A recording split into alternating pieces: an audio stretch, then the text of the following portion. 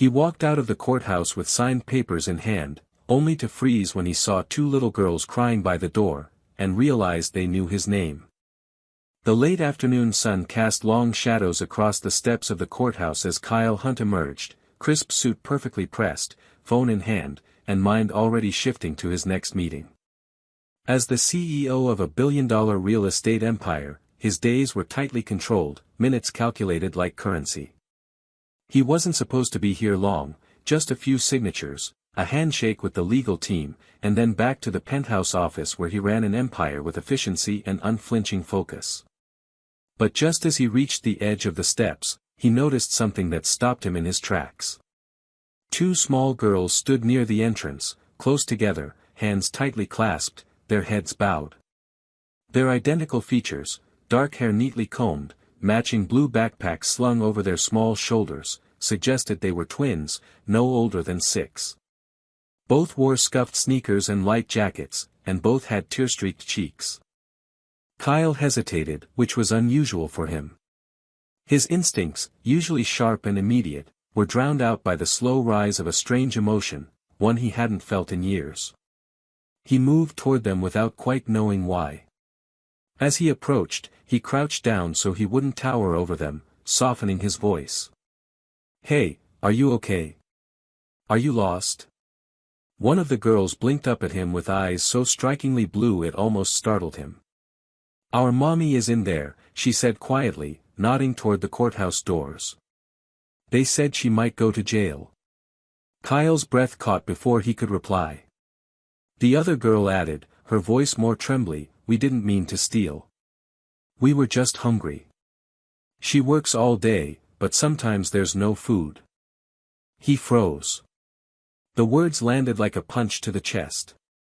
His mind, trained to analyze, to solve, struggled to make sense of what they were saying. "You stole food?" he asked gently. They both nodded. "From a store. Just bread and bananas. They said it was bad and called the police. Mommy said sorry, but now they want to take us away." Kyle's pulse quickened. He looked at them again, really looked. There was something familiar. Not just their eyes or the curve of their cheeks, but something deeper, something in the way they stood, protective of each other, quiet but unafraid to speak the truth.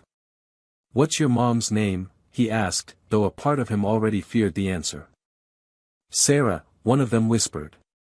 "Sarah Morgan." In that instant, the world tilted. Sarah. He hadn't heard that name spoken aloud in 6 years, but it never left him. They had been young when they met, deeply in love, full of promise. He left her for the world he thought he wanted, promising to come back when everything was stable. He never did.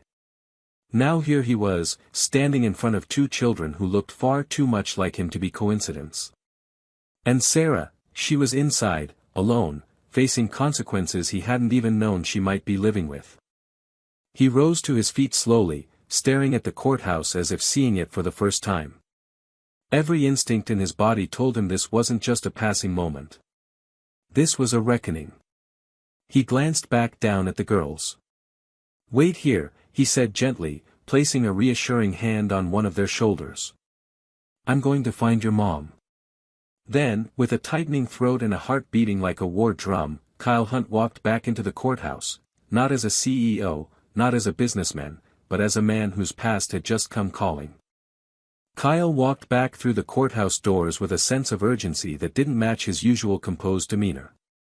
For most of his life, he'd been able to control every situation, every room, every deal, but now he felt utterly unprepared for what was waiting inside. The soft click of his shoes against the marble floor echoed through the corridors as he made his way toward the courtroom clerk's desk. His voice was lower than usual when he asked, "Is there a hearing today for a woman named Sarah Morgan?" The clerk looked up, flipping through the schedule with a kind of mechanical indifference before giving a nod. "Courtroom B, theft charge. It's in session now." The words hit him harder than they should have. Theft. Sarah. The idea of the woman he had once known being handcuffed, judged, and punished for stealing food was unthinkable. She was proud, fiercely proud. He remembered how she would rather go without than ask for help, how she'd once worked 3 jobs in college just to avoid taking money from her parents. He hadn't seen her since the day she told him she couldn't wait for him anymore. That was 6 years ago. 6 years since she disappeared from his life, without a word, without an explanation. He never asked questions. He just assumed she moved on. He had to. Or at least that's what he told himself. He entered the back of the courtroom as quietly as possible and took a seat. The judge was speaking, flipping through paperwork. On the left side of the room, Sarah stood in a plain navy blouse, her hair pulled back loosely, her face thinner than he remembered but unmistakable. Her expression was calm, composed, but Kyle knew her well enough to see the tension in her shoulders, the way she kept her eyes low and her lips pressed tight. She looked exhausted.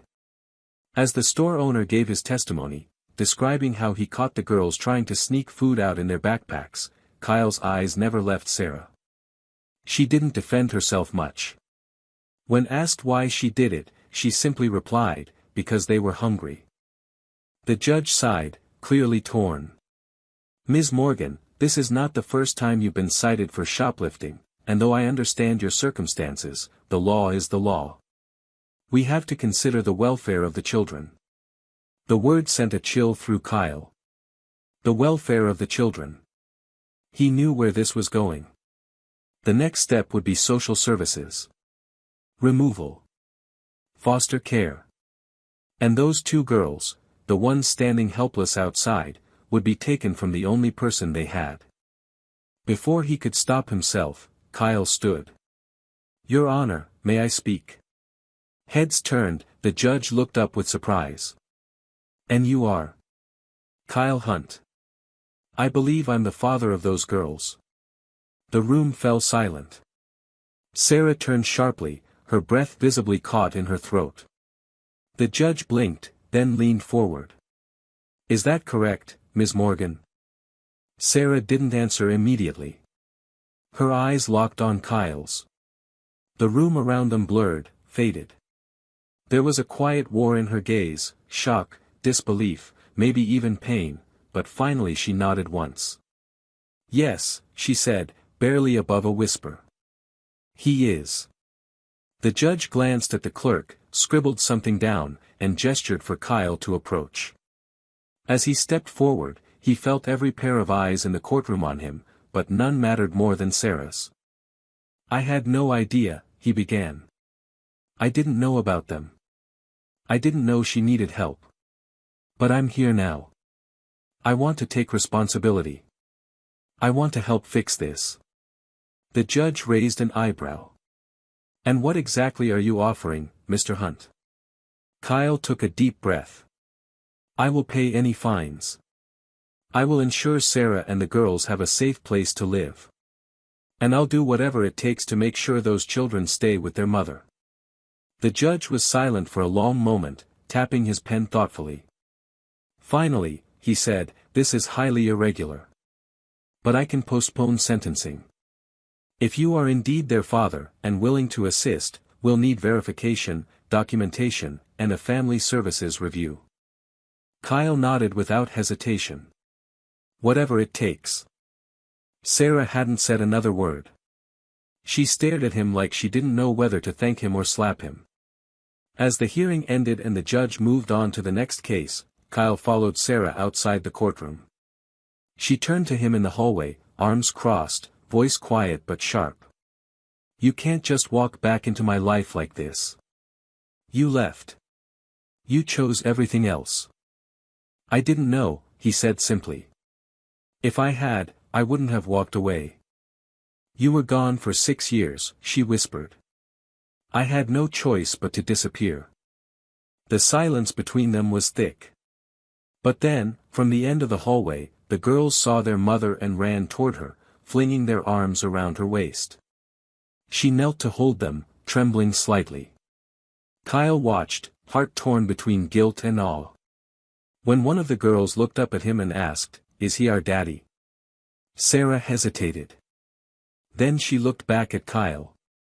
"Yes," she said quietly. "He is." The walk to the parking lot was quiet, almost painfully so. Kyle trailed behind Sarah and the girls, unsure whether to speak or stay silent. His mind spun in a dozen directions at once. He kept staring at the two small figures walking beside her, his daughters.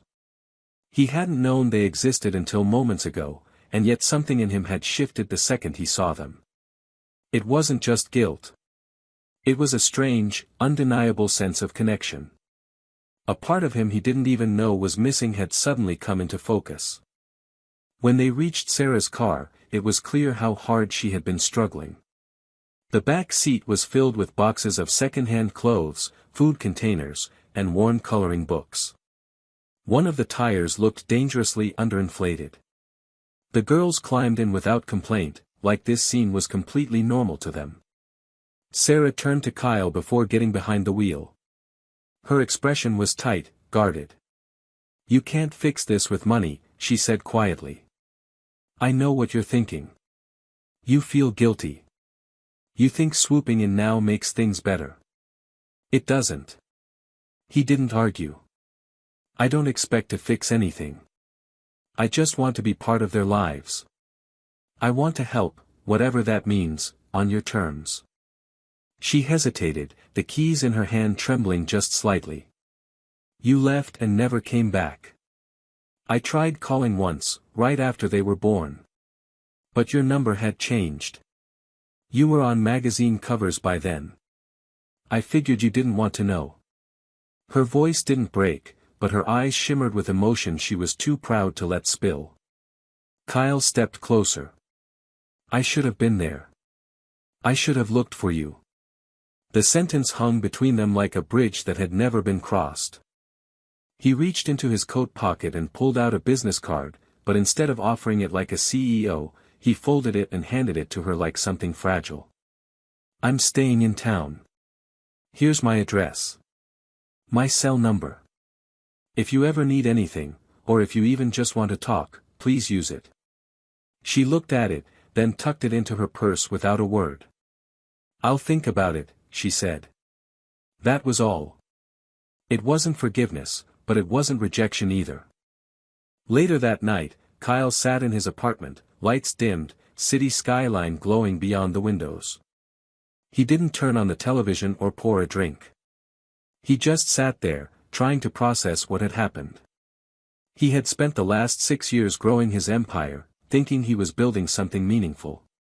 But what he had missed, those birthdays, those first steps, those questions they must have asked about where their dad was, he couldn't get that time back.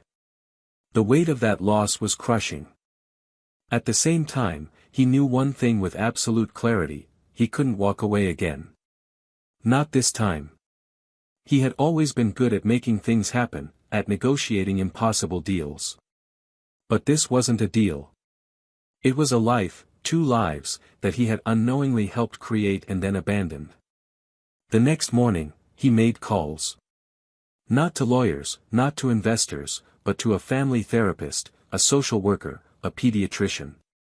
He didn't know what Sarah would allow, but he had to be ready. Not to take control, but to show that he meant what he said. That he was willing to earn their trust the hard way. Meanwhile, across town, Sarah sat on the edge of the bed in their small apartment, watching the girls sleep. They looked peaceful, unaware of how close everything had come to collapsing. She ran a hand through her hair and reached into her purse, pulling out Kyle's card. She stared at it for a long time, her thumb brushing over the embossed name. 1,000 thoughts swirled in her head: anger, fear, maybe even hope. She didn't know what the right answer was. But for the first time in years, she felt like she didn't have to do it completely alone. And that, as terrifying as it was, gave her reason to breathe just a little easier. Sarah didn't call Kyle the next day, or the day after that. She had read his card more times than she could count, sometimes holding it tightly in her hand while trying to convince herself that reaching out would only complicate things. Her trust had been shattered once before, and the thought of letting Kyle near the girls stirred a storm of conflicting emotions. She had built their lives from scraps, working nights at a diner, taking sewing jobs from neighbors, skipping meals so her daughters wouldn't have to. And yet, despite the struggle, they had been a team, a little unit of three against the world. Letting someone else in, especially the man who had once walked away, felt like inviting chaos into their fragile balance. Still, Kyle had been true to his word. Though he hadn't forced contact, Sarah noticed small changes around her. 2 days after the court hearing, she found an envelope taped to her apartment door. Inside was a gift card to a grocery store with no name attached, just a small note that read, "No strings. Just food. K." She didn't use it right away, but she didn't throw it out either. Another day, the superintendent knocked to tell her that someone had paid to have her car's tire replaced and her oil changed. Kyle had found quiet ways to help without forcing his presence. Meanwhile, Kyle was making his own quiet progress. He visited the social services office voluntarily and submitted to a DNA test, which confirmed what he already knew in his heart, that the girls were his.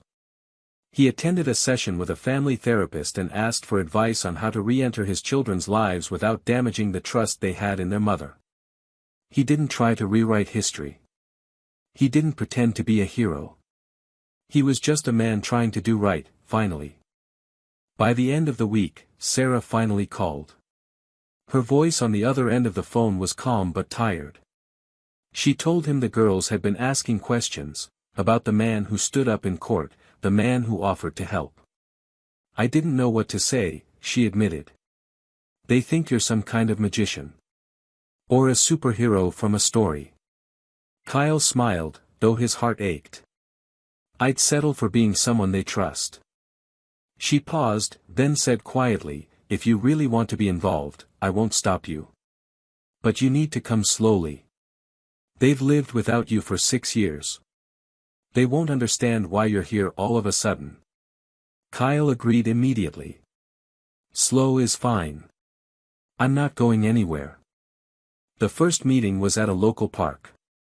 Sarah brought the girls, Emma and Lily, after school one afternoon. Kyle waited at a picnic bench, clutching a paper bag with juice boxes and chocolate chip cookies he'd baked from a box mixed the night before. When the girls saw him, they hesitated for a moment, unsure, before Lily tugged Emma's hand and led her forward. Kyle stood, suddenly uncertain, hands awkwardly at his sides. "Hi," he said, trying to keep his voice light. "I brought cookies. They might be a little weird. I didn't know if you liked the soft kind or the crunchy kind, so I tried both." Lily giggled. "You made both kinds?" Emma asked skeptically. Kyle nodded. "Sort of. One batch got overcooked." Sarah watched from a distance, arms crossed but not intervening. She studied the way the girls responded to him. At first they were shy, but soon they were talking. Kyle knelt beside them on the grass, asking about school, cartoons, and what flavor of ice cream was best in the entire universe. They answered cautiously, then more freely. The laughter came slowly, but it came. After nearly an hour, Sarah walked over and joined them. She sat on the blanket Kyle had brought, and for a moment they all just listened to the wind in the trees. Kyle glanced at her. "Thank you for letting me try." She didn't smile, but her voice was softer. "Let's just see where this goes." As the sun dipped low and they packed up to leave, Emma slipped her hand into Kyle's without looking up. He froze. It was a small gesture, but it meant everything. He didn't squeeze too tightly, just enough to let her know he was there. Lily followed, skipping ahead, and Sarah looked over her shoulder with a complicated expression, somewhere between uncertainty and the faintest glimmer of trust. That night, Kyle sat in bed with his phone in hand, scrolling through the single photo Sarah had let him take of the girls sitting in the grass with cookie crumbs on their cheeks. His life had once been filled with photos of buildings, awards, meetings, and suits. But none of them had ever made him feel the way this one did. It was messy, imperfect, and exactly where he wanted to be. For the first time, Kyle didn't think about deals or deadlines. He thought about how to become the kind of man his daughters deserved, and how to keep showing up until he was. Over the next few weeks, a new rhythm began to take shape, fragile and unspoken, but undeniably real.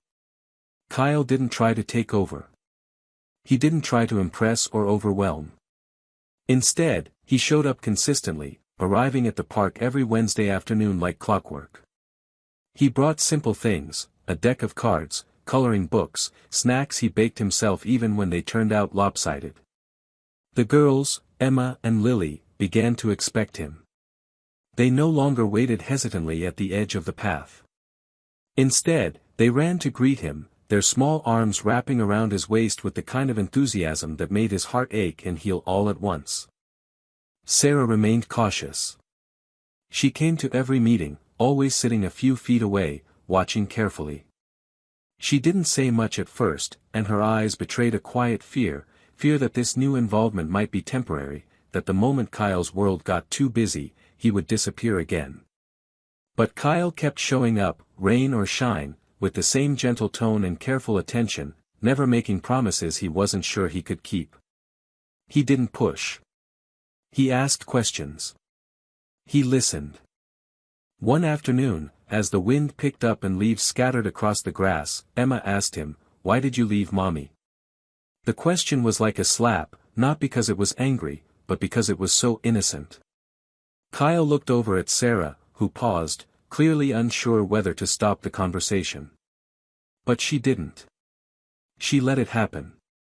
Kyle knelt in the grass beside Emma and Lily, choosing every word with care. "I didn't know she had you," he said slowly. "Back then, I thought I was doing what was best for my life. But I didn't realize that the best part of it was walking away from me. I made a mistake. A really big one. And I'm sorry."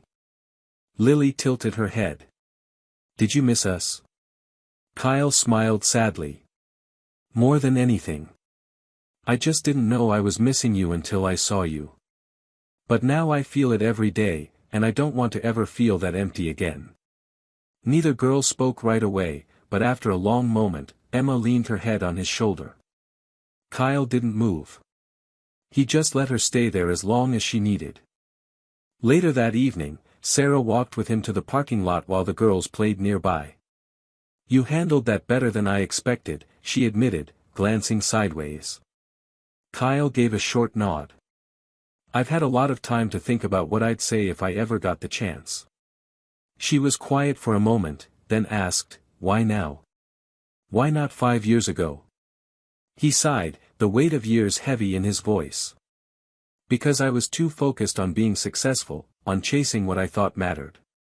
And because I was a coward. I thought disappearing would hurt less than trying and failing. I was wrong."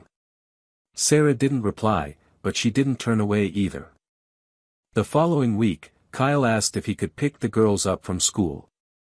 Sarah hesitated, but agreed, asking to come with him the first time. Kyle arrived early, standing awkwardly outside the school gate with a folded piece of paper in his hands, a permission slip Sarah had filled out, just in case. When the bell rang and the doors opened, Emma and Lily burst out like sunshine, their backpacks bouncing and faces lit up. "Daddy!" Lily shouted, the word slipping out so naturally that it made Sarah blink. Kyle didn't flinch. He opened his arms and hugged them tightly. That one word, spoken so effortlessly, echoed in his head the rest of the day. As the weeks passed, Sarah allowed more small steps. Kyle began helping with homework, reading bedtime stories over video calls when he couldn't be there in person, showing up for dentist appointments and parent-teacher meetings. Slowly, he started to feel like more than just a guest in their lives. The apartment Kyle once filled with silence and ambition was now filled with crayons, stuffed animals, tiny shoes, and sometimes, soft lullabies sung through a phone speaker.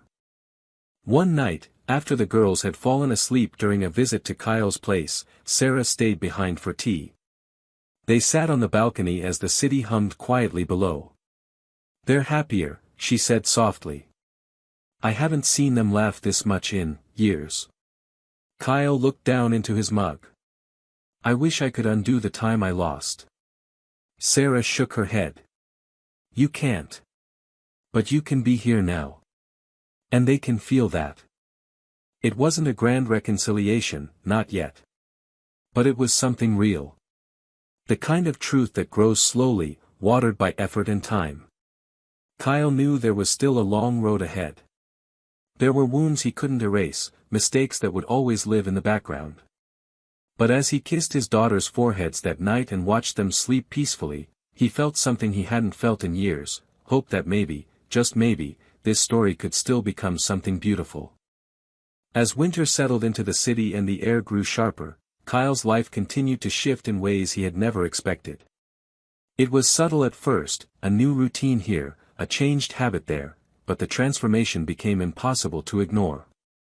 His mornings, once consumed by early calls and stock reports, now often began with school drop-offs or last-minute searches for missing gloves and homework folders. The boardroom, which once felt like his domain, now shared space in his thoughts with lunchboxes, pediatric checkups, and art projects taped to the refrigerator in his condo. Kyle had never been the type to embrace chaos, but the kind of disorder that came with fatherhood was something he welcomed with surprising ease. Sarah remained careful with boundaries. She still lived in the same modest apartment, still worked long hours when the girls were asleep, still shouldered the bulk of the parenting. But the walls around her were no longer made of iron. They were shifting. She allowed Kyle to take the girls to the library on weekends, to host them overnight when her shifts ran too long, and even to be the one they called when their favorite toy went missing or when they wanted pancakes at dinner. More than once, Sarah found herself listening to their stories about what Daddy said or what Daddy taught us, and the ache that once accompanied those words began to dull, replaced by something quieter and more unfamiliar, peace. One evening, Kyle picked up the girls from their after-school program. The building was buzzing with noise, but his focus was on Emma, who had been unusually quiet during the car ride. When he asked what was wrong, she hesitated, then whispered, "We have a show at school next week. A little play. Everyone's mommy and daddy are coming. Can you come too?" Kyle blinked at the question. "Of course I can," he said without hesitation. "I wouldn't miss it for anything." But when the day of the play arrived, Kyle felt a strange nervousness settle over him. He had spoken to crowds of hundreds, closed multi-million-dollar deals, been featured in financial magazines, but none of it had ever made his palms sweat like the idea of sitting in the second row of a school auditorium, trying not to cry while his daughters performed as snowflakes. The show was simple, filled with mismatched costumes and forgotten lines, but Kyle could hardly breathe watching Emma and Lily twirl and sing, their faces scanning the crowd until they found his. Their smiles, when they saw him there beside Sarah, nearly undid him. Afterward, the girls ran up, still wearing their tinsel crowns, and hugged him so tightly he couldn't speak. Sarah took photos. She even asked him if he wanted copies sent to his phone. It felt like a small miracle. A few days later, Kyle invited Sarah to dinner, not with the girls, not as co-parents, but just the two of them. He didn't frame it as romantic. He simply said, "We've both been doing everything for them. Maybe we deserve one night where someone cooks for us." To his surprise, she said yes. They met at a quiet restaurant. It wasn't fancy, not like the places Kyle used to entertain clients, but it was warm, candlelit, with wood tables and handwritten menus. Sarah wore a soft green sweater and no makeup. She looked tired, but beautiful in a way that knocked the breath out of him. The conversation started cautiously, but it eased as the night went on.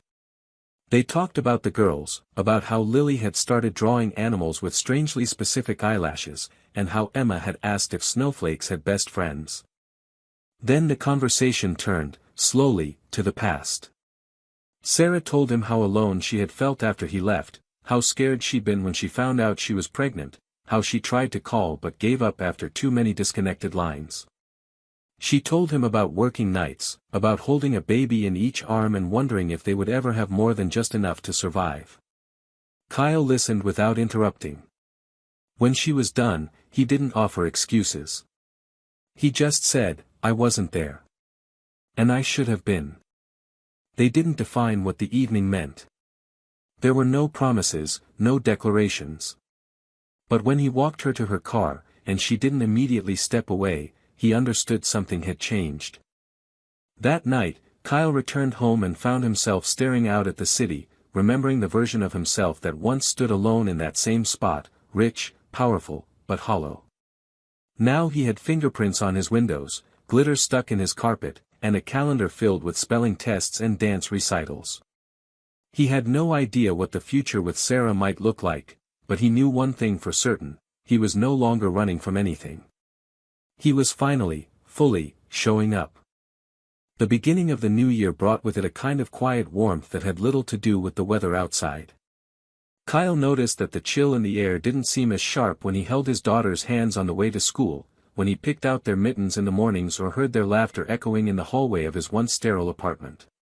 What used to be a cold, glass-walled fortress of solitude now held life: blankets on the couch, children's books stacked on the coffee table, drawings taped crookedly to the fridge. It was no longer a bachelor's high-rise. It was becoming a home. Sarah, too, had begun to soften. Though she was still cautious, still guarded in her way, she no longer kept her distance emotionally. She and Kyle had started texting regularly, updates about the girls, yes, but also short jokes, things they saw in the news, the kind of casual familiarity that once came so easily.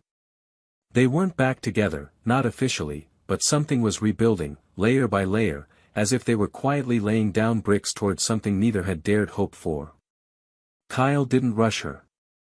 He understood that trust once broken isn't repaired by grand gestures, but by presence, by consistency, by the small, everyday acts that prove someone isn't going anywhere this time. One weekend, Sarah called him unexpectedly. Her voice was tense, and Kyle immediately straightened, concerned. "Can you come over?"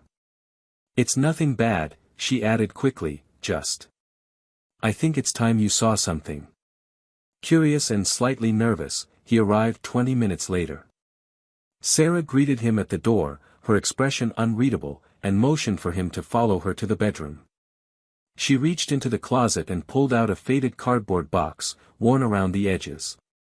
Inside were years of quiet memories, baby photos, old pacifiers, first scribbled drawings, and a stack of letters, never sent, written by Sarah in longhand during the hardest nights of her life. Letters addressed to Kyle. Some were angry, some desperate, some filled with sorrow or exhaustion or hope. She handed them to him without a word, then stepped back, letting him take them home. Kyle stayed up almost all night reading them, unable to stop. Her pain, her strength, her loneliness, every word stripped away the version of reality he had built for himself during those years. He thought he had moved on. He thought they had simply grown apart. But now he saw what she had gone through in vivid detail. Each page was a window into the life he had missed, the one he was now desperate to be part of. The next morning, he showed up at her door before she even had a chance to call. She looked surprised, her eyes still tired from sleep. He didn't ask to come in. He simply said, "I read every word. And I wish I could go back and rewrite all of it. But since I can't, I just want to spend every day ahead of us proving I'm here now. Whatever that means to you." Sarah didn't respond right away. She leaned against the doorway, arms folded. For a moment, it felt like she might shut him out. But then she stepped aside. "Come in. The girls want waffles." It was such an ordinary sentence, but it felt like an invitation to a new chapter. They spent the morning making waffles, burning the first batch, laughing through the mess. The girls sat at the table with syrup-sticky fingers and chocolate milk mustaches, and Kyle couldn't stop smiling. He watched Sarah move through the kitchen, watched the ease between them all, and something settled inside him. He had spent years chasing a future he thought he wanted, only to discover the real thing had been waiting all along, hidden behind silence and hurt and the passing of time. That night, as they cleaned up together, Sarah turned to him. Her voice was quiet. "I don't know what this is yet. I'm not ready to define anything. But I do know I'm not scared of you being around anymore." He nodded.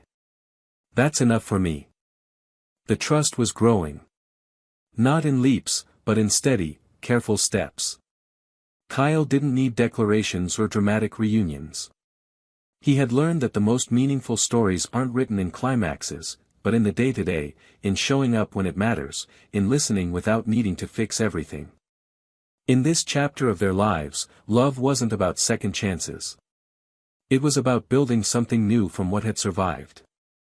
And that, he realized, might be even better. Spring arrived slowly, but when it came, it brought more than blooming trees and longer days. It brought with it the quiet certainty that something permanent had taken root between Kyle, Sarah, and their daughters. It wasn't a grand transformation. There were no sweeping declarations or dramatic milestones.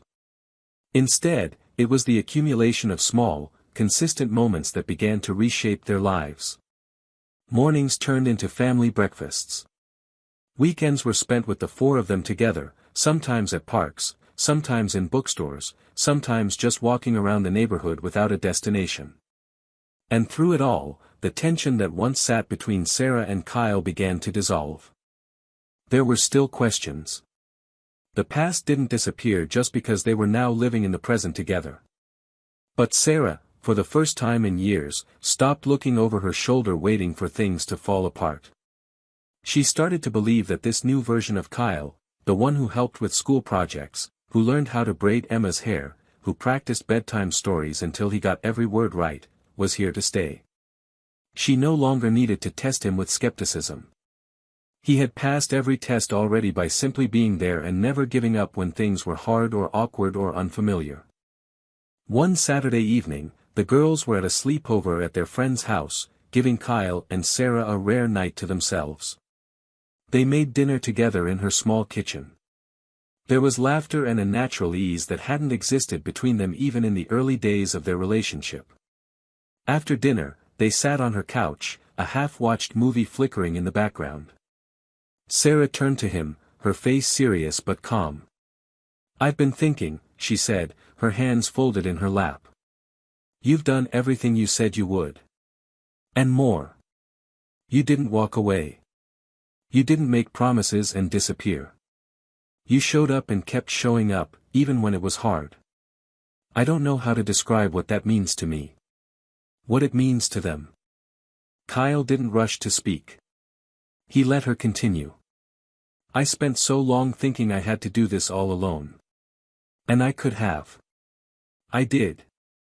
But I don't want to anymore. I don't want to carry the weight by myself when you've shown me you're willing to carry it with me." She looked up, and their eyes met. "I think I'm ready. Not just for co-parenting. For more. For us."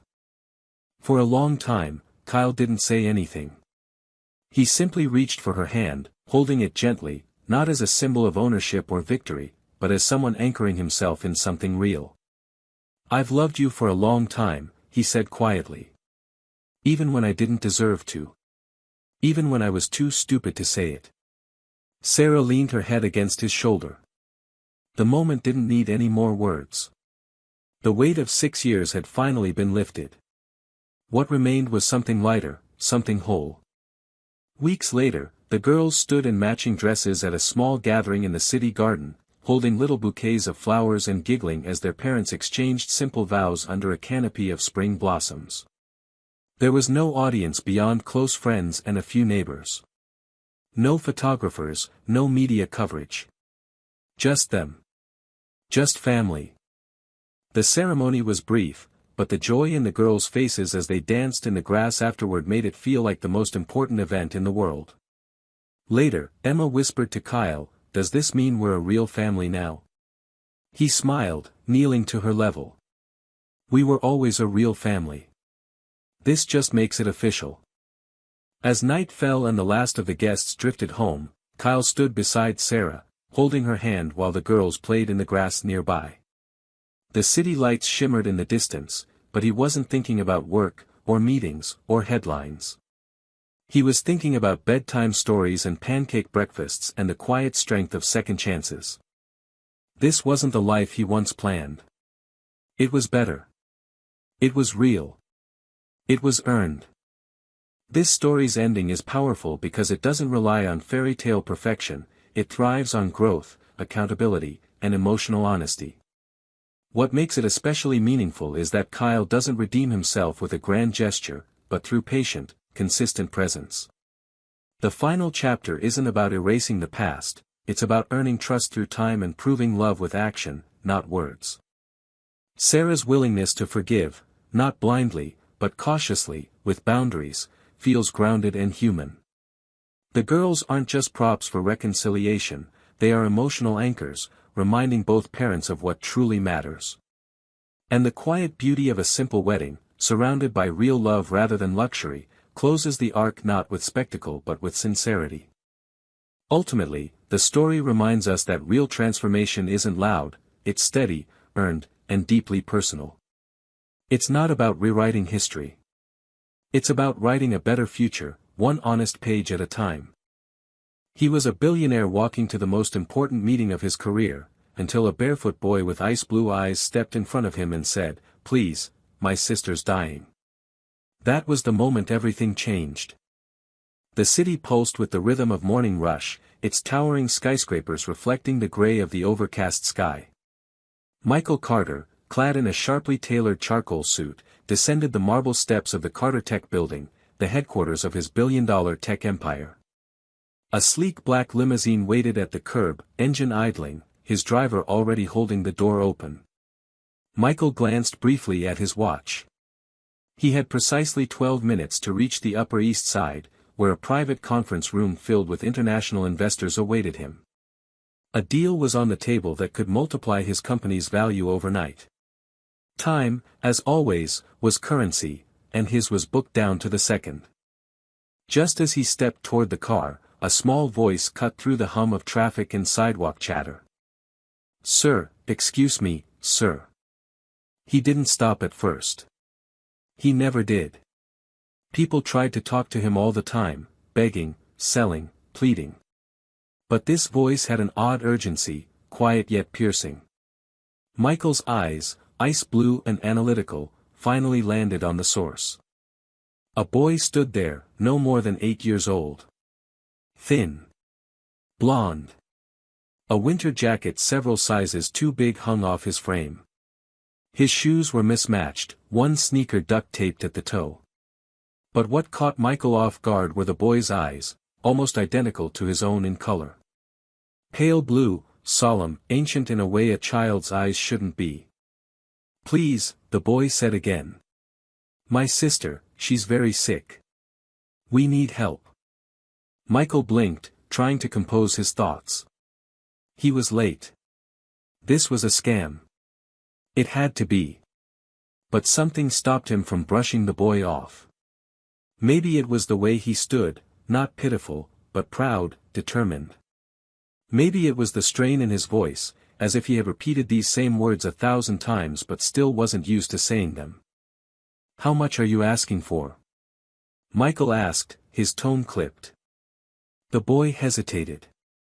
$1,324, he said with painful precision. Michael raised an eyebrow. Not a round number. Not 1,000, or 500. It was exact, alarmingly exact. And somehow, that made it worse. "I don't have time," Michael said, beginning to move again. But the boy stepped forward, just enough to make him pause. "I don't want your money," the boy said quickly. "I want someone to come with us. Just to see. Even for a minute. I'm doing everything I can, but I don't know what else to do. She's only 6. She hasn't eaten since yesterday. I think she's getting worse." Michael exhaled, frustrated with himself. Why was he still listening? "Where's your mother?" he asked. "She died 2 months ago," the boy replied, flatly. "Cancer. Dad left before that. It's just us now." Michael's chest tightened, though he couldn't explain why. This wasn't his problem. He didn't do charity like this. His donations were strategic, anonymous, filtered through foundations and managed by advisors. He didn't walk into the lives of strangers. He didn't break routine. He certainly didn't go wandering off with homeless children from the street. But still, he looked past the boy and saw her. She sat curled up on a wooden bench by the wall of the building. A little girl, hair pale as snow, head tilted forward, small shoulders trembling. Her skin was nearly translucent, lips tinged slightly blue, eyes half closed as if sleep and sickness were pulling her down in equal measure. Michael froze. In her fragile frame, he saw something, not just illness, but resignation. And in the boy's eyes, he saw the unbearable burden of being a child forced to be a parent. His driver called his name, but Michael didn't respond. For the first time in years, he turned off his phone, tucked it into his pocket, and said quietly, "All right. Take me to her." Alex walked quickly, glancing over his shoulder now and then as if making sure Michael was still following. The sidewalk narrowed as they moved away from the glass towers and designer storefronts of Midtown, and the streets grew quieter, rougher. Trash clung to the corners of alleyways. The shine of the city was replaced by peeling paint, rusted fire escapes, and shuttered storefronts. Michael kept pace silently, his polished shoes clicking against cracked pavement, a stark contrast to the boy's uneven, shuffling steps. He didn't know what he was doing. Every instinct told him this was a mistake, a detour into something that had nothing to do with him. He was a businessman, not a social worker. But something about the boy's eyes, the urgency and honesty in them, made it impossible to turn back. "What's her name again?" Michael asked after a moment. "Emma," Alex said without turning his head. "She's 6. She's been coughing all night. I gave her the last pill this morning. I don't think it's working anymore." "What kind of pill?" "Amoxicillin. It's for infections, right? I found some in a first aid kit at a shelter. But it's old. I don't know if it's good still." Michael almost said something, almost corrected him, but stopped himself. What was the point? A child should never be in a position to make decisions like that. He realized suddenly just how quiet Alex had become. The boy was moving fast, but his breathing was shallow. Tense. Focused. He wasn't walking with an adult. He was leading one, like he had done it before, too many times. They turned a corner onto a block with a row of narrow, crumbling buildings. The city seemed to forget these places existed. Alex stopped at the bottom of a stairwell leading into a basement-level apartment, barely marked, a dented mailbox hanging open beside the door. "This is it," he said. Michael looked down at the narrow concrete steps and the rusted railing. He hesitated, then followed the boy inside. The door creaked open with a soft metallic groan.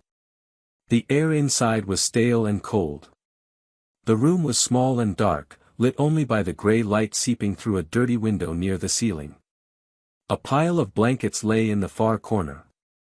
The smell of old food, damp clothes, and something faintly sour hung in the air. Emma was there, wrapped tightly in a tattered blanket with faded cartoon characters on it. Her face was pale, her mouth slightly open, each breath shallow and effortful. Her hair was stuck to her forehead in damp strands, and her tiny hands clutched at the blanket like it was the only thing anchoring her to the world. Michael stood still. He'd seen poverty in reports, statistics, charts. But never like this. Not this close. Not this human. Alex moved quickly to his sister's side, kneeling beside her and brushing her hair back from her face with a gentleness that no child his age should have needed to learn. "She was okay this morning," he said quietly, as if trying to convince himself more than Michael. "But now she won't talk. She's tired all the time. And her skin's cold." Michael crouched beside them, one knee on the cold floor, and touched Emma's forehead. It was clammy. She was burning from within, and still freezing to the touch. Something deep in his memory stirred, his mother's hands doing the same for him when he had pneumonia as a child, when they had been between apartments, living in shelters. He had forgotten that night, or maybe buried it. He stood up suddenly, pulling out his phone, turning it back on. "I'm calling an ambulance," he said firmly. Alex's head shot up. "No. Please, don't. They'll take us away. I've heard what happens. They'll put us in different places." Michael didn't answer right away. He looked down at the boy, really looked.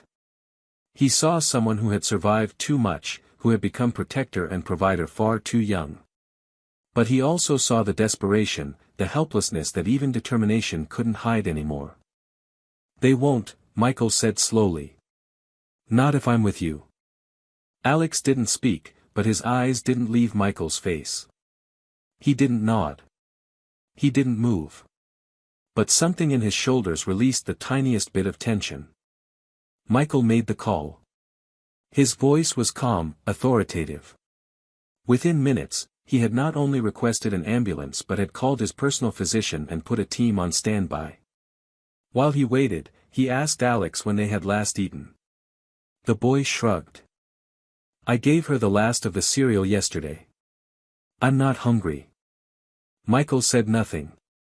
He walked to the front door, opened it, and stood silently as the wail of the siren approached in the distance. When the medics arrived, Alex flinched. Michael placed a hand gently on his shoulder. "She's going to be okay," he said. Alex didn't respond. But when they carried Emma out, and the boy tried to follow barefoot, Michael didn't hesitate. He picked him up, wrapped him in his coat, and carried him out into the daylight. Neither of them knew it yet, but this was the exact moment everything began to change.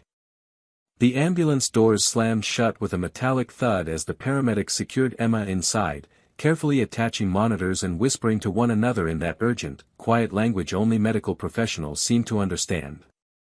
Michael stood beside the vehicle, the cold air nipping at his neck despite his tailored coat. He had barely said a word during the short ride from the basement apartment to the curb, his mind running calculations, not financial, but logistical, human, fragile. He had called ahead to St. Grace Medical Center, bypassing the emergency intake queue entirely.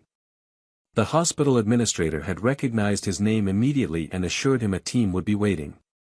Still, he felt like he'd lost control of the moment, and for someone like Michael Carter, that was unfamiliar ground. Alex stood to his left, still wrapped in the coat Michael had draped over his shoulders earlier. The sleeves were far too long, and he held them clumsily in one hand, like a kid clutching a costume that didn't quite fit. His other hand was clenched in a fist, his face frozen in that same quiet alertness, always bracing for something bad to happen.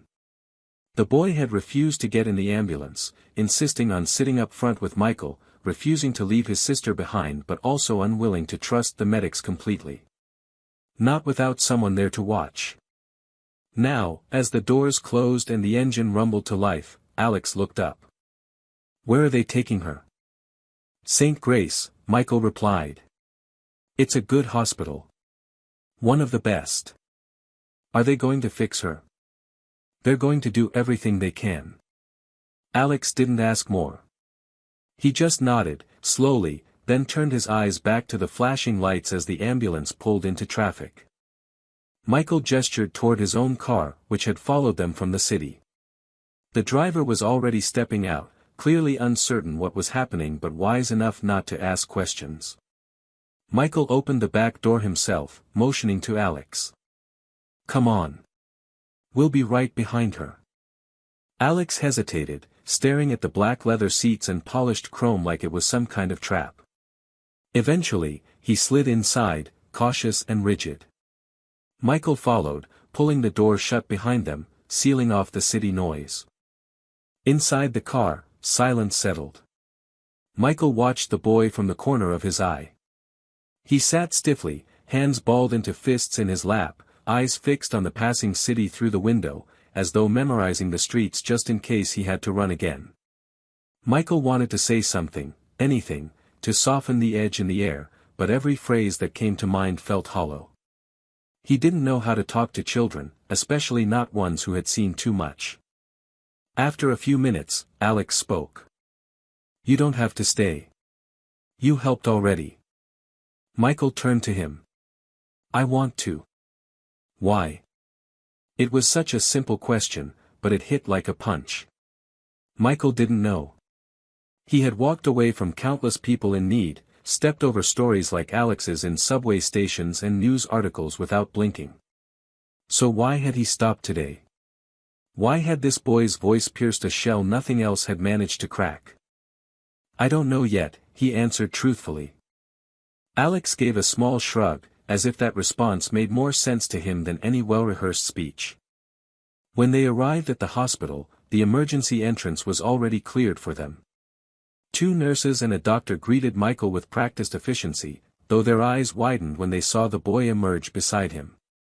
Michael gave them Emma's name, age, symptoms, and the approximate duration of her illness with more precision than even the intake nurse expected. He was used to leading teams, issuing instructions, reading between lines. But here, he felt utterly powerless. Every detail Alex had told him played back in his mind: old antibiotics, shared meals, the dusty mattress on a concrete floor, and it all made his chest tighten. Emma had been taken straight into pediatric ICU. It was serious. No one said it aloud, but the way the nurses moved, fast, deliberate, said enough. The waiting room outside the unit was empty. Fluorescent lights buzzed overhead, casting a pale yellow glow over the gray chairs and outdated magazines. Michael sat without speaking. Alex didn't fidget. He simply watched the double doors at the end of the hallway, as if willing them to open and bring good news. A nurse finally returned, informing them that Emma had stabilized enough for testing. They needed to run scans, check her lungs, evaluate potential damage to her heart. Michael asked if he could speak to the doctor directly. The nurse nodded, clearly familiar with people like him, important men used to getting answers. When the doctor arrived, a young woman with tired eyes and sharp movements, she seemed surprised by how many questions Michael asked and how closely he listened. But what struck her most was how he always turned to Alex after each answer, checking that the boy understood too. Not once did he speak over him or ignore his presence. Not once did he treat him like a child to be dismissed. After the doctor left, Michael turned to Alex. "We'll stay here until she wakes up. Then we'll decide the next step." "You don't have to," Alex repeated. "I know," Michael said. "But I want to." Alex didn't respond, but this time, something in his face shifted. The rigid tension in his posture relaxed, just slightly. His shoulders slumped, not in defeat, but in something closer to relief. Michael stood and walked to the vending machine. He returned with a bottle of juice and a pack of crackers, setting them beside the boy without a word. He didn't ask if he was hungry. He knew better by now. He simply offered. Alex stared at the food for a long time. Then, slowly, without a word, he opened the bottle and took a sip. Michael leaned back in his chair, watching the hallway. He had missed his meeting. Lost a major investor. Delayed a launch. In any other context, that would have been a disaster. But right now, none of it mattered. Because something strange and deeply unfamiliar had taken root in him, not pity, not guilt, but something more dangerous. He cared. And it was already too late to turn back. The next morning arrived slowly, dragging gray light through the windows of the hospital waiting room. Michael hadn't left his chair all night. He hadn't slept. His suit jacket was draped over the back of the plastic seat beside him, his tie loose around his neck. His usually sharp appearance was replaced by a quiet disarray, though he hardly noticed. His attention had remained fixed on the same sterile white doors that led to the pediatric ICU, where Emma had been since the previous afternoon. Doctors came and went. Nurses offered updates. But the truth remained, she was holding on, but only just. Beside him, Alex had curled into the chair with his knees tucked up, the oversized coat still wrapped tightly around him. He hadn't cried. Not once. But sleep had finally won over, and now his head rested against Michael's side, rising and falling gently with each of Michael's breaths. The boy looked impossibly small in the sterile, adult space around him. Michael's phone buzzed quietly on the seat beside him. He glanced at it and saw a long string of missed calls, messages, emails. His assistant had sent urgent texts all through the night, trying to rebook the investor meeting, report on stock fluctuations, and follow up on a PR inquiry after someone had seen him enter the hospital with a child. Michael didn't open any of them. The world he had built, the world of contracts, equity, and perpetual motion, suddenly felt unrecognizable. A nurse appeared at the doors and quietly waved him over. Michael rose slowly, careful not to disturb Alex, and followed her down the hall. The doctor from the day before met him near the nurse's station, holding a clipboard and speaking in the cautious, measured tone that doctors use when they aren't sure how much to soften the truth. "She made it through the night," she said. "But the infections moved into her lungs. We've got her on oxygen and fluids, but her heart's showing signs of stress. It may not be just the pneumonia. We're seeing irregular rhythms. We need to transfer her to pediatric cardiology for a full workup. If it's what we think, it could be congenital. Or triggered by the virus. Either way, she's not out of danger." Michael nodded, absorbing each word like a command. "What do you need?" "We've got a specialist on call, but if there's someone else you want to bring in." "There is," Michael said, already pulling out his phone. He didn't hesitate this time. He called Dr. Lena Brooks, a pediatric cardiologist from Boston who had once led a trial Michael had partially funded years ago. They had only spoken twice, but he remembered her intelligence and her lack of patience for bureaucracy. He knew she was direct, talented, and unafraid to take risks. Within 15 minutes, he had secured a helicopter flight and coordinated her arrival. Money didn't matter right now. Not to him. What mattered was time, and Emma was running out of it. After making the arrangements, Michael returned to the waiting room. Alex was awake, sitting up with his hands pressed together in his lap. He looked at Michael silently, as if preparing for bad news. "She's stable," Michael said gently. "But they need to run more tests. Her heart's tired. They're bringing in someone who can help." Alex didn't react at first. Then, almost inaudibly, he whispered, "She always said it hurt when she ran too much. I thought she was just tired. I didn't know." Michael sat down beside him and shook his head. "It's not your fault." Alex stared at the floor. "If I'd gotten the money earlier, if I hadn't waited." "No," Michael said, firmer this time. "Listen to me. None of this is your fault. You've done more for her than most grown-ups could have. You kept her alive. You kept her safe. That's not a failure, Alex. That's love." The boy's eyes flicked toward him for just a second, then dropped again. He didn't argue. Later that afternoon, the hospital arranged for Emma's transfer to the cardiac unit. Michael rode with her in the elevator, watching the machines that monitored her heartbeat, every beep feeling like a tiny verdict. When they reached the new floor, he helped coordinate her intake, speaking directly to the head nurse and ensuring every test was scheduled without delay. He noticed the way staff treated him differently now, not just because of his name, but because of how personally he was involved. He wasn't writing checks from a distance. He was here. Every hour. Every moment. When Dr. Brooks finally arrived, windblown and serious, she didn't waste time. Michael gave her a rundown of the situation in under 2 minutes. She nodded once and immediately entered the room to examine Emma herself. For nearly an hour, Michael and Alex waited outside, silent. Michael offered to get food, but Alex shook his head. He sat with his arms folded tightly, staring down the hallway like a guard on post. Finally, Brooks came out and motioned for Michael to join her. She led him to a small office, where she laid out the details with clinical precision. "She has myocarditis, likely viral-induced. The inflammation is weakening her heart's ability to pump. If we don't intervene, she could go into heart failure." Michael stayed quiet, letting the weight of that settle. "She needs surgery?" he asked. "Not yet. First, we need to reduce the inflammation. That means antivirals, steroids, and close monitoring. If we don't see improvement within 48 hours, then yes, we'll have to consider surgical options. Possibly even a transplant, depending on how she responds." Michael didn't hesitate.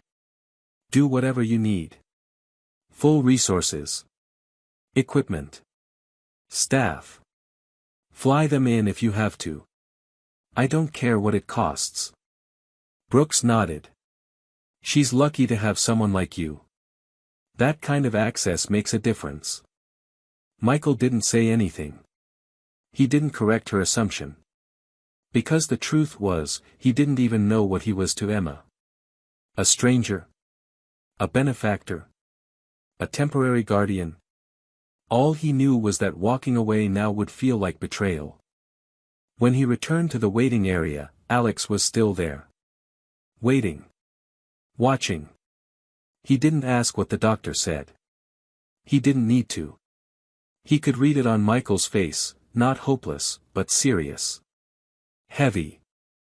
"I want to stay here," Alex said quietly. "You will," Michael replied. "We both will." And so they stayed. Through the tests, the transfusions, the whispered conferences among doctors in corners. Michael made calls between check-ins, not to clients or colleagues, but to lawyers, to child services, to people who could help him make this situation official. Because somewhere between the boy's first plea on the sidewalk and the second night sleeping in hospital chairs, Michael Carter had made a decision. He wasn't just going to save Emma. He was going to save both of them. The rain started sometime after midnight, a quiet, persistent drizzle that tapped against the hospital windows like it was trying to be heard without drawing attention. The city lights beyond the glass were blurred and soft, muted by the fog creeping over the skyline. Inside the cardiac wing of St. Grace, the world felt smaller, slower. Monitors beeped rhythmically in nearby rooms, and the hallway lights remained dimmed, casting long shadows that made everything seem older, more worn. Michael sat beside Emma's hospital bed. She looked impossibly small under the thin blankets, wires, and 4 lines snaking across her chest like threads in a delicate web. Her breathing had steadied with the help of oxygen, and the swelling around her heart had slightly gone down. She was resting, maybe even sleeping, though her eyelids fluttered from time to time like she was caught between dreams and fever. The doctors had said the next 24 hours were critical. Either her body would respond to the treatment, or they'd have to escalate to something more invasive. Michael had already cleared the way for that possibility. Whatever she needed, she would have. But for now, it was a waiting game. And Michael Carter hated waiting. Across the room, Alex sat in a chair too big for him, his arms folded tightly around himself like he was trying to hold himself together by force. He hadn't slept since Emma had been moved here. Even when nurses offered him blankets or encouraged him to lie down, he stayed alert, his gaze glued to his sister's face as if sheer willpower could keep her alive. Michael watched him quietly for a long time, then finally broke the silence. "Alex, do you want to take a walk? Just to stretch your legs. The nurses can sit with her." Alex shook his head immediately. "I'm not leaving her again. Not even for a minute." Michael didn't push. He understood. Instead, he leaned forward and rested his elbows on his knees, letting out a slow breath. "You know," he said after a pause, "you remind me of someone I used to know." Alex turned his head, curious but cautious. "Who?" "Myself," Michael replied. "A long time ago. Before the suits. Before the company. Before anyone knew my name." Alex didn't answer, but he didn't look away either. Michael took that as permission to continue. "I grew up in Michigan," he said. "Just me and my mom. We moved around a lot. Slept in churches sometimes. Shelters. She cleaned houses and worked night shifts when she could. We had weeks where we didn't know where the next meal would come from. There was a winter we spent 3 nights in the back of a car with no heat. I remember trying to make her laugh, even when I was cold and scared, because I thought if she smiled, maybe things would get better. Alex listened without interrupting. His face didn't change, but Michael could tell he was listening with more than just his ears. He was weighing every word. I was about your age when she got sick, Michael continued. Pneumonia. We didn't have insurance. I tried to take care of her myself. Got her aspirin, made her tea, even stole cold medicine from a pharmacy. Thought I was being brave. Thought I could save her. But I couldn't. She died in her sleep, on a couch in someone else's apartment. And I was alone. This time, Alex's mouth opened just slightly. His voice was small, rough. What happened to you after? I got put into the system, Michael said. Foster homes, some good, some not. I fought my way through school. Worked 3 jobs. I kept telling myself I'd make it out, and when I did, I'd never look back. And I didn't. I buried that part of me so deep I forgot it existed. Until I saw you too. Alex looked down at his hands. For the first time since they met, his shoulders slumped in a way that wasn't defensive or guarded. It was the posture of someone who had been holding on too tightly for too long. I thought I was doing the right thing, he said quietly. I watched videos on how to give medicine. I rationed our food. I taught her how to read. I did everything I could. Michael leaned forward, his voice calm but firm. You did more than most adults would have, Alex. You're not just her brother. You've been her protector, her caretaker, her whole world. No one should have to carry that alone, but you did. And she's still here because of you. Alex bit his lip hard, as if trying to stop himself from crying. But one tear escaped, sliding silently down his cheek. He wiped it away fast, like he thought Michael didn't see. I was afraid if I told anyone, they'd take her away, he whispered. Split us up. Michael nodded slowly. You were right to be afraid. The system can be harsh. But I'm going to do everything in my power to make sure that doesn't happen. You're not alone anymore. Neither of you. For a long moment, there was no sound except the steady beeping of the heart monitor. Then Alex asked, barely audible, why are you doing this? You don't know us. You didn't have to stop. Michael looked at him and answered honestly. Because I remember what it's like to be invisible. To need someone and have no one. And because I think I was supposed to stop. Maybe everything I've built, everything I've done, was leading me to this. To you. Alex stared at him, not with disbelief, but with something closer to disbelief at hope itself, like he wanted to believe it but had been burned too many times before. Michael stood and moved toward the window. The rain was still falling, gentler now, the city glowing faintly beneath the clouds. He didn't speak again for a long time. He just stood there, watching the drops slide down the glass, thinking about all the years he had spent pretending the past didn't matter. Now, in the sterile quiet of a hospital room, next to a boy who had carried the world on his shoulders and a girl fighting to breathe, that past was no longer a weight to avoid. It was a reason to stay. The sun broke through the clouds on the 3rd morning, casting thin, golden light across the windows of the pediatric cardiac unit. Emma was still asleep, her tiny chest rising and falling with a bit more ease, her skin no longer pale gray but returning to something closer to pink. The doctors were cautiously optimistic. The inflammation around her heart had begun to respond to the treatment, and her oxygen levels had stabilized overnight. It wasn't a miracle, but it was the first real sign that her body was fighting back. Michael sat beside her bed, exhausted but focused, listening carefully as Dr. Brooks gave him a detailed update. He nodded, asked a few follow-up questions, and then, quietly, thanked her before turning his attention back to the child in the bed. He didn't speak for a while.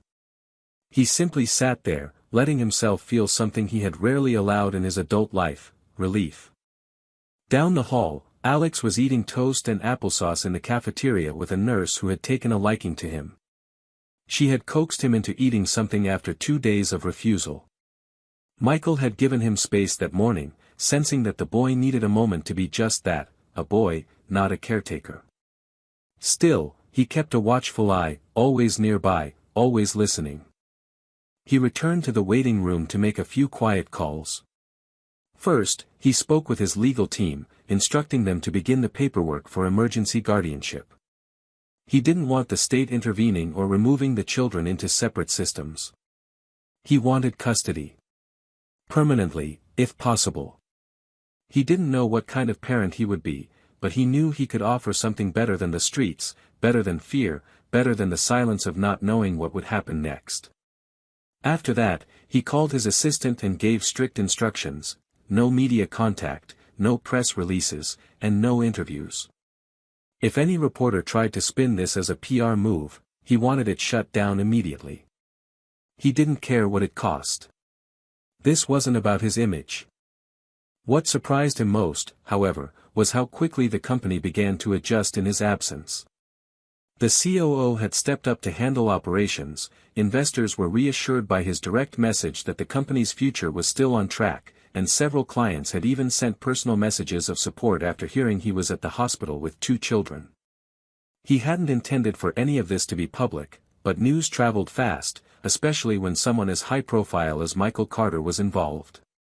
Still, for once in his life, he didn't care about the headlines. Later that afternoon, Michael stepped outside for the first time in days, just to feel the air. The city sounded different now. Softer, somehow. The sharpness of his daily life, the noise, the competition, the pressure, had faded into the background. He leaned against the brick wall of the hospital and looked up at the sky, wondering what his mother would think if she could see him now. Would she be proud? Would she believe that he had made something of himself? Or would she see right through the titles and numbers, straight into the little boy who had once cried himself to sleep in the back seat of a rusted sedan? When he returned upstairs, he found Alex sitting beside Emma's bed again. She had stirred a little and opened her eyes for the first time since being admitted. Her voice was a faint whisper, but she had said his name. Just Alex, nothing more. But it was enough to bring tears to the boy's eyes, which he quickly wiped away with his sleeve. Michael watched them quietly from the doorway for a moment, heart tight in his chest. He walked in slowly, placed a hand gently on Alex's shoulder, and said, "She's getting better. That's her strength, and yours too." Alex looked up at him, eyes tired but clear. "You really think we'll be okay?"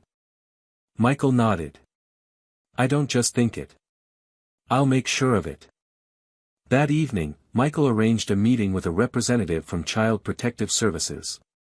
He didn't send a lawyer to do it for him, he sat down in person, laid out the full story, and made it clear he intended to adopt both children.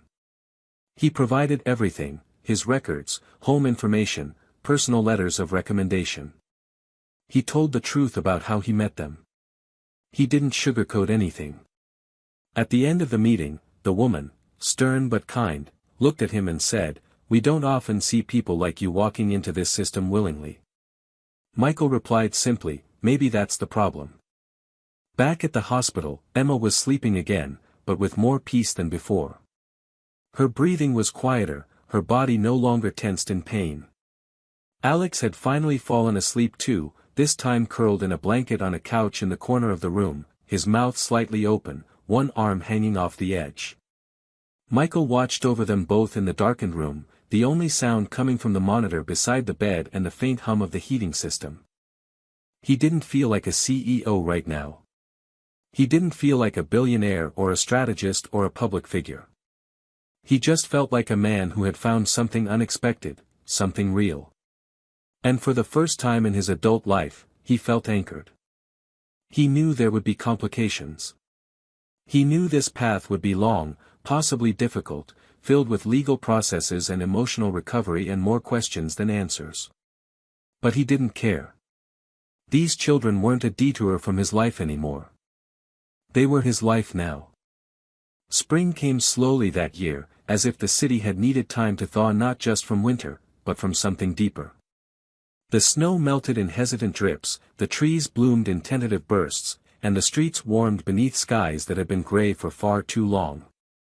It had been nearly 3 months since Emma's worst night in the ICU, and life had begun to unfold again, carefully, quietly, as if afraid to startle anyone awake. For Michael Carter, those 3 months had reshaped his world completely.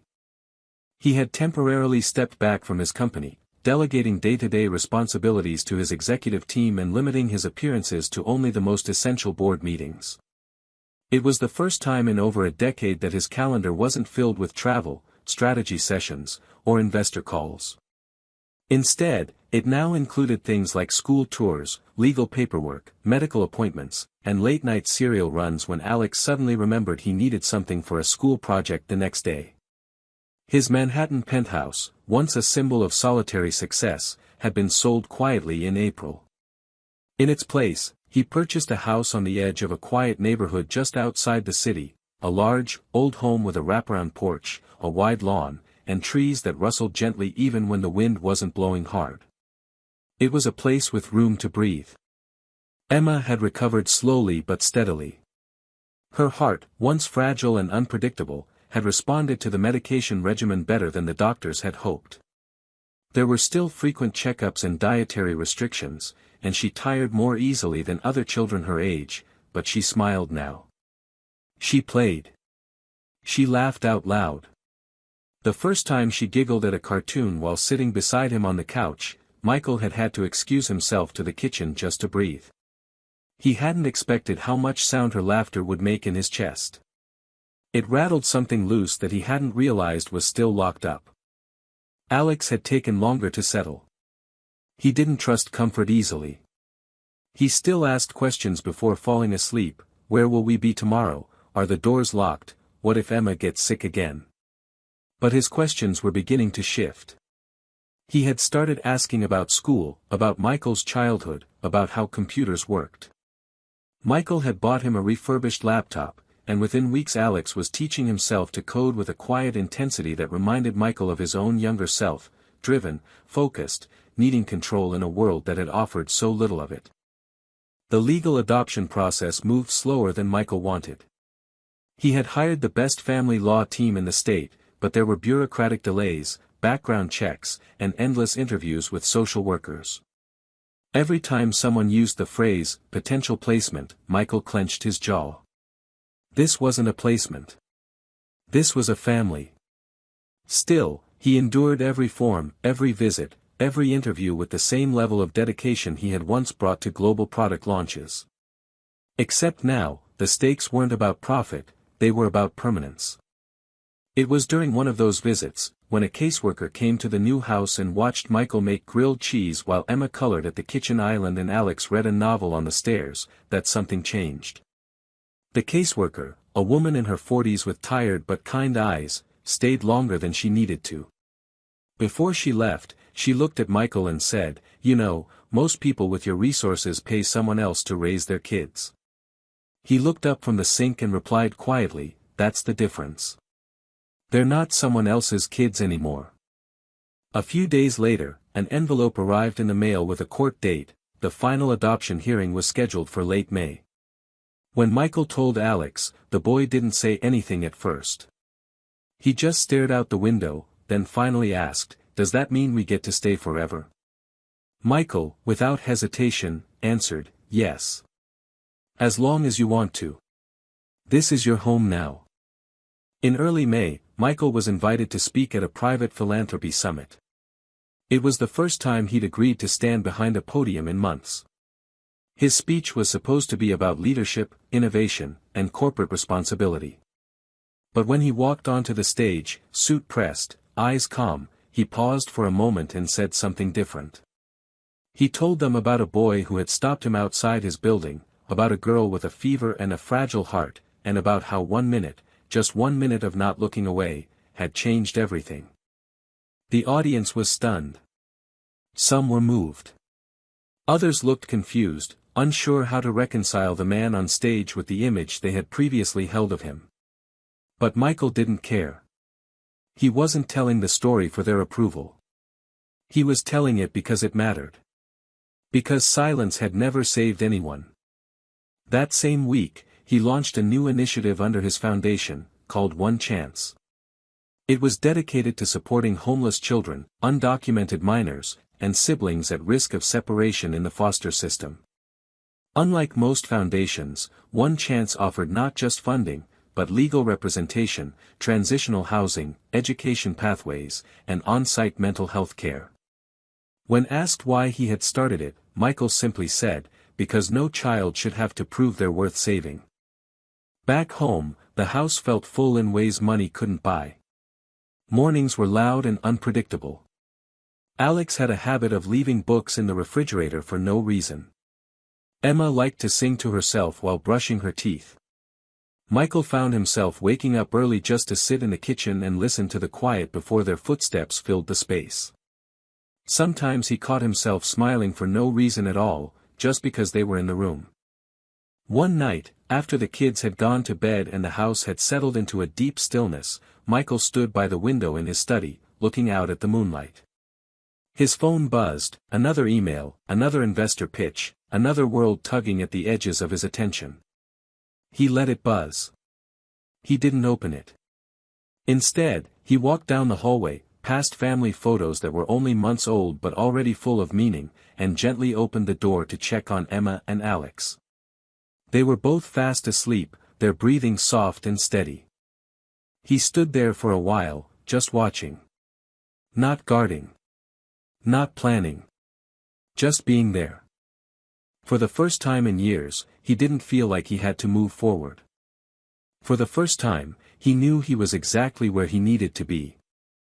The morning of the adoption hearing dawned with clear skies and warm sunlight pouring over the quiet neighborhood like a quiet blessing.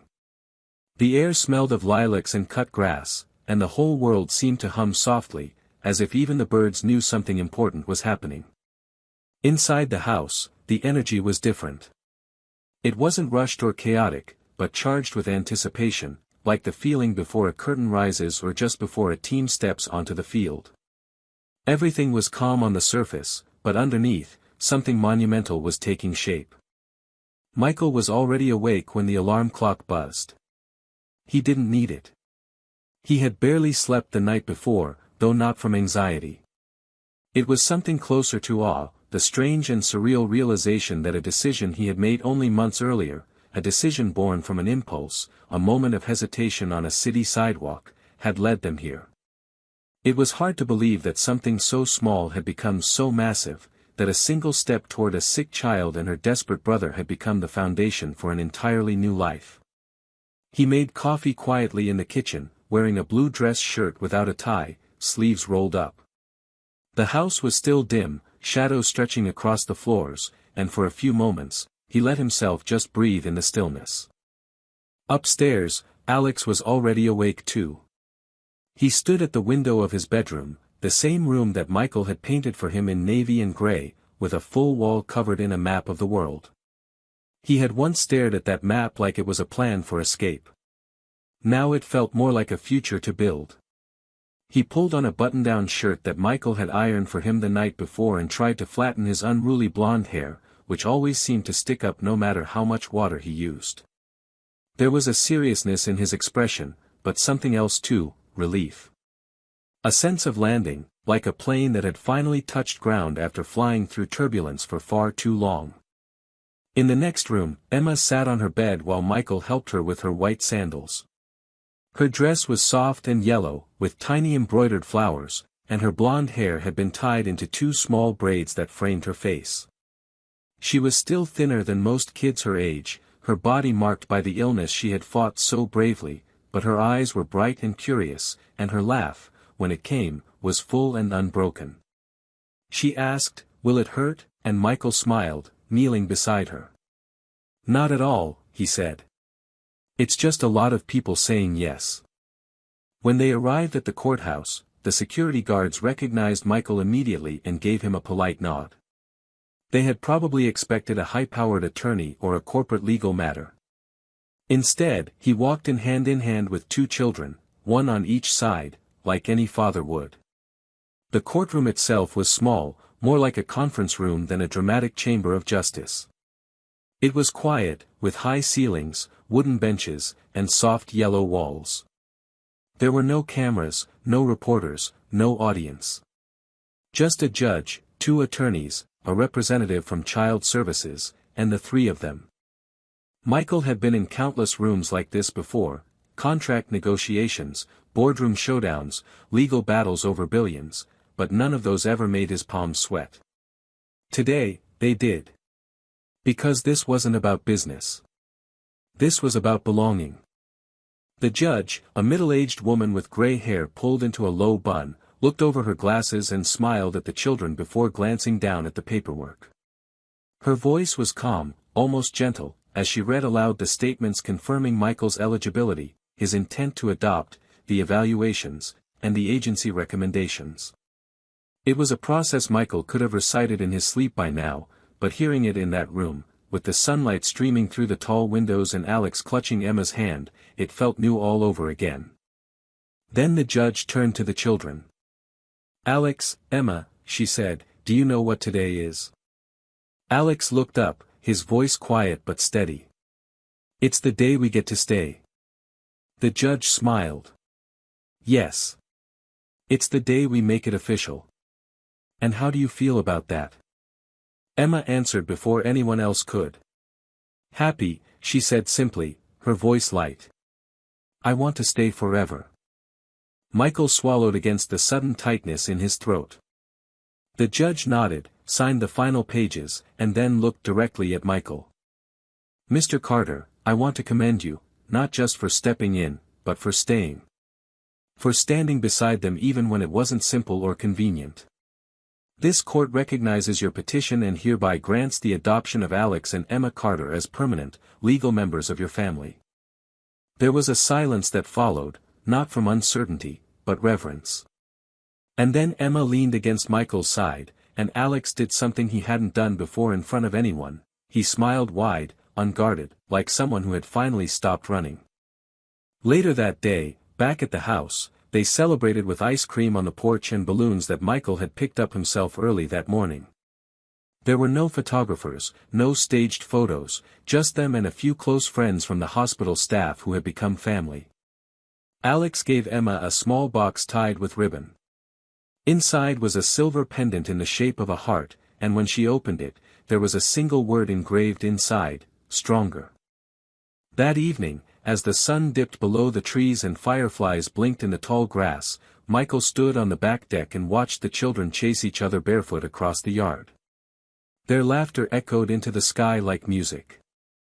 He had spent a lifetime building empires, mastering logic, controlling risk.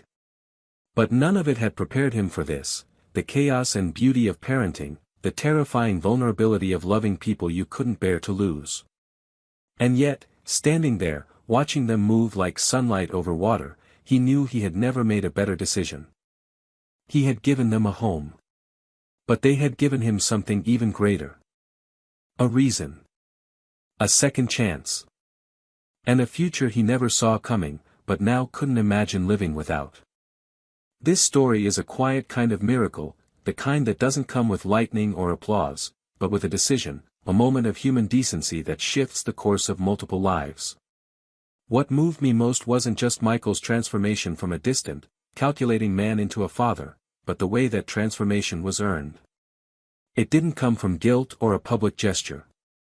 It came from presence, from staying when it was easier to walk away, from listening to the small voices that so often go unheard. There's something deeply hopeful here, the idea that 1 minute of compassion, from the right person at the right time, can unravel a lifetime of silence and fear. That the strongest bonds can be formed not by blood, but by choice.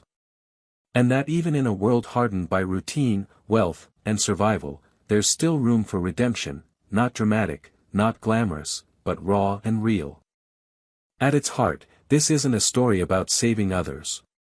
It's about what happens when we let others save us too.